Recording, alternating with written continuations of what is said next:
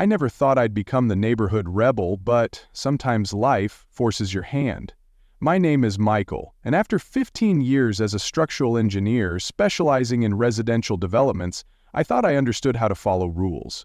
Then I moved into Sunnyside Estates, home of the most notorious Homeowners Association president in the county, Karen Wilkins, and discovered that sometimes following the rules means fighting the people who claim to enforce them. When I purchased my corner lot 18 months ago, the seller mentioned the HOA was particular about appearances. That was like saying the Pacific Ocean is a bit damp or Mount Everest is somewhat tall. My first encounter with Karen happened 3 days after moving in, while I was still surrounded by moving boxes and trying to figure out which circuit breaker controlled the garage. The doorbell rang with an aggressive double chime that would soon become the soundtrack to my homeowner nightmares. Standing there in a crisp white pantsuit with a pearl necklace that probably cost more than my monthly mortgage was a woman with the most architectural blonde bob I'd ever seen. Her hair didn't move when she tilted her head to assess me. I'm pretty sure it had enough hairspray to be classified as a fire hazard. "Hello there. I'm Karen Wilkins, president of the Sunnyside Estates HOA. I just wanted to welcome you personally to our little community." Her smile didn't quite reach her eyes as she thrust a 3-ring binder into my hands. The gold-embossed words, Sunnyside Estates, Community Guidelines, gleaming in the afternoon sun. All 78 pages are mandatory reading. I suggest highlighting the sections about lawn maintenance and exterior modifications. We've had issues with new homeowners in the past. The way she said issues made it sound like previous residents had attempted to turn their front yards into jungles or paint their houses neon pink. I thanked her politely, thinking this would be the extent of our interaction. How naive I was. That evening, I flipped through the handbook while unpacking my kitchen. The document was ridiculously detailed, with rules about everything from the acceptable shades of beige for exterior paint — there were 12 approved variations, each with its own code — to the maximum height of garden gnomes, 8 inches, in case you're wondering, and the approved flowers for front yard planting, organized by season, with a helpful chart indicating which colors were community appropriate. Despite the absurdity, I decided to follow every guideline meticulously. My lawn was mowed to exactly 3.5 inches, never a millimeter more or less. My mailbox matched the approved design perfectly, right down to the specific shade of black matte paint. I even painted my front door sandstone whisper, the only shade of tan allowed for corner lots with eastern exposure. My trash bins were never visible from the street except during the approved 12-hour window on collection day. I was determined to be the model Sunnyside resident. For 6 months I managed to fly under Karen's radar. I'd see her patrol the neighborhood in her luxury SUV, clipboard in hand, issuing violation notices to other homeowners, but she'd drive past my house with barely a glance. I took a strange pride in my conformity, even as I secretly rolled my eyes at the monthly newsletter listing infractions like unapproved wind chime audible from sidewalk and holiday decorations removed 2 days after grace period. The first sign of trouble came when I decided to enhance my property by planting a row of privacy hedges along my side yard. The side of my corner lot faced a relatively busy street, and I wanted some buffer from the noise and visibility. The handbook stated clearly on page 42, paragraph 6, natural privacy barriers may be approved provided they do not exceed 6 feet in height and do not impede visibility at street corners. I researched extensively and selected emerald green arborvitae specifically listed as an approved species on Appendix C of the handbook and had them professionally installed, making sure they were exactly 5 feet 10 inches tall. I also made certain they were set back 15 feet from the corner, well beyond the 10-foot setback required for visibility safety zones. I even took detailed measurements and photographs before and after installation, filing them away just in case there were any questions. The company I hired was on the HOA's list of approved landscapers, and they assured me everything was up to code. The hedges looked fantastic and provided a nice buffer between my yard and the street. For 3 glorious weeks I enjoyed my enhanced privacy, the reduction in road noise, and the satisfying feeling of having improved my property while coloring inside the lines. Then came the day that would start the war. I returned home from work on a Tuesday afternoon, to find Karen standing in my front yard with two men operating hedge trimmers. My beautiful arbor vitas had been butchered, cut down to barely 3 feet in height. What had been a lush green privacy screen was now a row of stumpy, sad-looking shrubs that provided neither privacy nor aesthetic appeal. I slammed my car door and marched across the lawn, my blood pressure skyrocketing with each step. "Excuse me, what's going on here?" I demanded, trying to keep my voice level despite the rage building inside me. Karen turned with that plastic smile, adjusting her designer sunglasses. "Oh, Michael, your hedges were in violation of Code 4.7b. They were obstructing the critical sight line at the corner. As president, I have the authority to remedy violations when the homeowner fails to comply after notification." "Notification? I never received any notification about my hedges violating anything," I protested, looking at the mangled remains of my $2,000 investment. She waved her hand dismissively, her diamond tennis bracelet catching the afternoon sun. "It was emailed last week to all residents. The board voted and approved emergency action due to safety concerns." She pointed to a small orange flag at the corner of my property that I was certain hadn't been there that morning. "This is a designated sightline protection zone. Perhaps you should read the handbook more carefully." I was furious but managed to maintain my composure. After all, I'd spent nearly 2 decades managing high-stress construction projects with difficult clients and impossible deadlines. "Karen, the handbook specifically states in Section 2, Paragraph 3 that any direct action by the board requires written notice delivered directly to the homeowner with a minimum 5-day compliance window. Email notifications about general issues don't qualify as direct notice of violation." Her eyes narrowed slightly, the first crack in her polished veneer. "Well, I'm sorry you feel that way, but what's done is done. The association will be billing you for the service, of course, $375. With that, she handed the workers some cash, thanked them, and walked away, leaving me standing next to my massacred hedges and a growing sense of injustice. That night, I pored over the HOA handbook, determined to find a solution. I couldn't believe Karen had the authority to simply walk onto my property and destroy my landscaping without proper notification. Somewhere in this ridiculously detailed document had to be a way to fight back. And there it was, in black and white. While natural privacy barriers had height restrictions, structural privacy elements were governed by different rules. Specifically, perimeter walls constructed of approved materials could be built up to 6 feet in height, provided they met county building codes and were approved by the Architectural Committee. The next morning, I submitted a detailed application to the Architectural Committee for a 6-foot cinder block wall to replace my decimated hedges. I included professional blueprints, perks of being an engineer, material specifications, and even computerized renderings showing how it would look when completed, with the approved desert tone paint finish. According to the bylaws, the committee had 14 days to respond with an approval or denial. If no response was received, the application would be automatically approved. 2 weeks passed with no response. I called the HOA office twice to check on the status of my application, but both times I was told the committee was reviewing it and would respond soon. I later learned that Karen, who also chaired the Architectural Committee, had forgotten to circulate my application to other committee members. Their loss. On day 15, I rented a small excavator and began digging the foundation trench for my wall. I was barely an hour into the work when Karen's luxury SUV screeched to a halt in front of my house. She marched across my lawn in her designer heels, red-faced and waving her arms like a traffic controller having a meltdown. "What do you think you're doing? You can't build a wall here. Stop this immediately or I'll call the police," she shrieked, her voice carrying across the neighborhood and drawing curious glances from nearby homes. I calmly turned off the excavator and climbed down, clipboard in hand. "Actually, Karen, I can. I submitted my application for this wall exactly 15 days ago. According to Bylaw 7.3, my project has been automatically approved due to the committee's failure to respond within the 14-day window."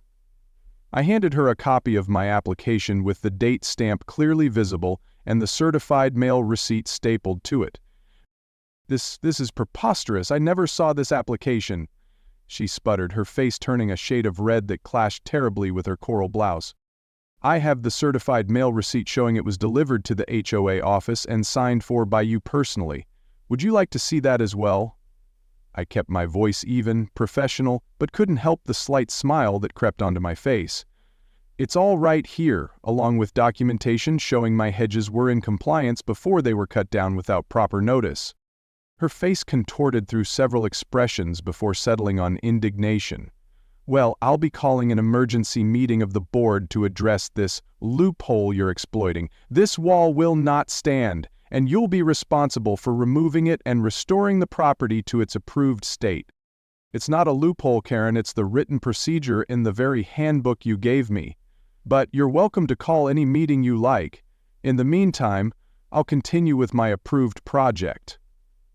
I climbed back into the excavator and restarted the engine, effectively ending the conversation. Over the next week, I worked diligently on my wall, taking time off from work to ensure it was constructed properly. Several neighbors stopped by, curious about what I was building. When I explained the situation, many shared their own Karen stories. Unapproved bird feeders taken down, flowers ripped out because they weren't from the approved list, ridiculous fines for trash cans left out an hour too long. It seemed I wasn't the only one who had faced her wrath, just the first to fight back effectively. True to her word, Karen called an emergency board meeting, which I attended, as was my right as a homeowner. The meeting was held in the community clubhouse, and to Karen's visible dismay, it was packed. Word had spread about our confrontation, and residents were curious to see how it would play out.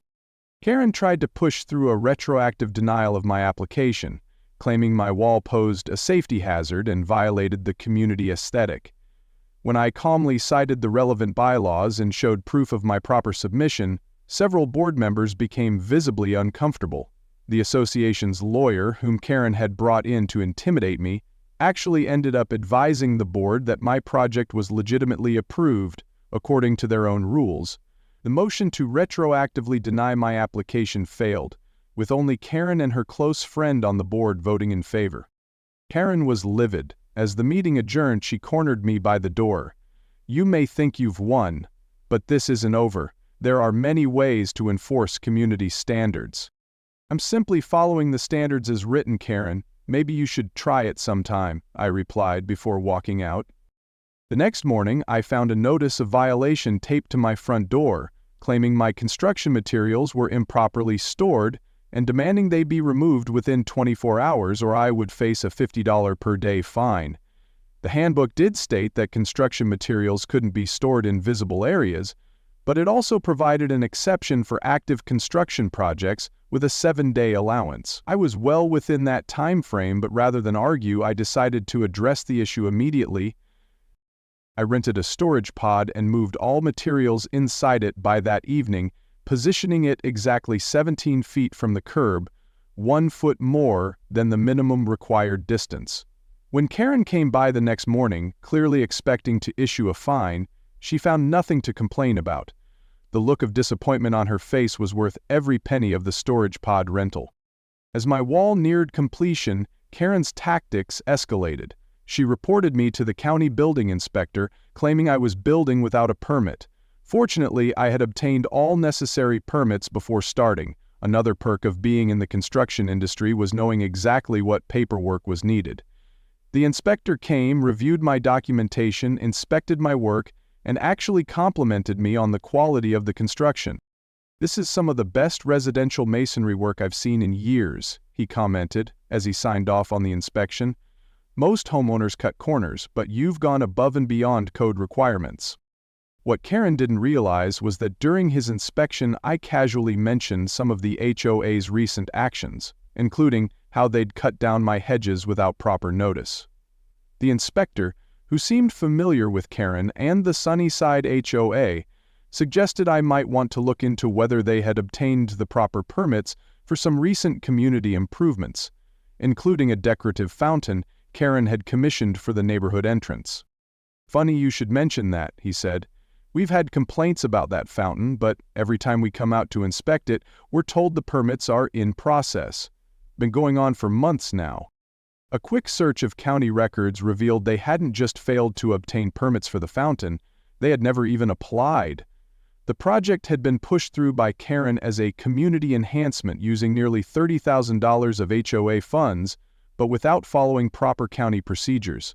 I filed a formal complaint with the county, and within days work on Karen's pet project was halted, with a stop work order and a $5,000 fine to the HOA. But I didn't stop there. Karen's vindictiveness had awakened something in me, a determination to hold her accountable for years of neighborhood tyranny. The more I researched, the more irregularities I found in the HOA's operations under Karen's leadership. I spoke with former board members who had resigned after disagreements with her. I collected stories from neighbors who had been unfairly targeted. I reviewed meeting minutes and financial statements that were supposed to be available to all homeowners but were mysteriously missing or incomplete. A particularly interesting discovery came from Mrs. Chen, a retired accountant who lived 3 doors down from me. She had served as treasurer before Karen orchestrated her removal from the board 2 years ago. Over tea in her immaculate garden, she shared her suspicions about financial mismanagement. The numbers never added up, she confided. Maintenance costs suddenly doubled after Karen hired her brother-in-law's company for landscaping. When I asked for invoices, I was told they were confidential. That's not how HOA finances are supposed to work. As I put the finishing touches on my wall, a beautiful, professional-grade cinder block structure with a textured face and desert tan color that perfectly complied with all regulations, I also compiled a comprehensive dossier of Karen's procedural violations: selective enforcement of rules, failure to properly notice meetings, using HOA funds for unapproved projects, possible kickbacks from preferred vendors, and dozens of other infractions. I meticulously documented everything, creating a paper trail that would be impossible to ignore. My wall was completed exactly 1 month after Karen had destroyed my hedges. It stood as a monument to malicious compliance, perfectly within code, professionally constructed, and far more imposing than my gentle arborvitaes had ever been. I even added decorative planters at each end, filled with HOA-approved desert flora, a touch that several neighbors commented positively on. Each compliment felt like a small victory. The wall was completed just in time for the HOA's annual meeting, where board elections would be held and the upcoming year's budget would be approved. I arrived early, setting up in the back of the community center with several boxes of materials. As homeowners filtered in, I handed each one a sealed envelope containing my findings, a 15-page summary of Karen's violations with an appendix of documentation, timestamps, and specific bylaw references for each infraction. On the cover was a simple question: is this the leadership you want for Sunnyside Estates? The room was buzzing when Karen arrived, 15 minutes late and clearly flustered by the unexpected crowd. Usually annual meetings were sparsely attended. I'd heard last year's had drawn only 12 residents besides the board. Tonight, nearly 100 people filled the room, all holding identical packets and speaking in hushed, animated tones. Karen faltered momentarily upon seeing everyone reading from my report, but quickly composed herself and called the meeting to order. She shot me a venomous glance as she took her position at the podium, but I simply smiled and gave her a small wave. She never made it past the approval of previous minutes. One of the older residents, Mrs. Chen, stood up and moved for an immediate vote of no confidence in the current president, citing the evidence I'd provided. Mrs. Chen called out in a surprisingly strong voice, "Before we proceed with regular business, I move for an immediate vote of no confidence in President Wilkins.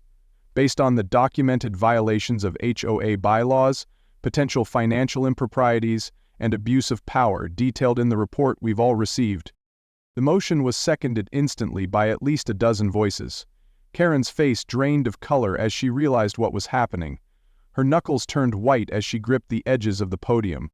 This is completely out of order. We have an agenda to follow. This so-called report is nothing but lies and distortions from a disgruntled homeowner who refuses to comply with our standards." Her voice rose with each word, ending in a near shriek that echoed through the suddenly silent room. "Actually," Mrs. Chen replied calmly, "the bylaws clearly state in Article 4, Section 9 that a motion of no confidence takes precedence over all other business if seconded by at least 10% of members present. I believe we've met that threshold." She adjusted her glasses and looked around the room. "Furthermore, Everything in this report is documented with evidence, including financial records that, as a former treasurer, I can verify appear to show significant discrepancies in how our fees have been spent. The vote was almost unanimous. Of the 97 homeowners present, 92 voted in favor of removing Karen as president, 3 abstained, and only 2, Karen herself and her next-door neighbor, voted against. As the results were announced, a small cheer went up from the back of the room, quickly hushed, but indicative of the community's sentiment. Karen stood at the podium, clutching her gavel, as her position and power were stripped away in full view of the community she'd terrorized for years. "You can't do this," she whispered. But her microphone had already been cut off, and her words were lost in the shuffle as the vice president stepped up to take control of the meeting. "In accordance with our bylaws, I will assume the role of interim president until a special election can be held," announced David Thompson, a retired high school principal who had always seemed uncomfortable with Karen's heavy-handed approach. "My first action is to form an audit committee to review our financial records for the past 3 years. I will also be suspending all violation notices currently outstanding until they can be reviewed for compliance with proper procedures." As the newly elected interim president asked Karen to surrender the HOA records and office keys, I quietly gathered my things and headed for the exit. My work was done. I had no interest in joining the board or getting further involved in HOA politics. I just wanted to live in peace, enjoy my new wall, and perhaps plant some flowering vines to grow along it in the spring.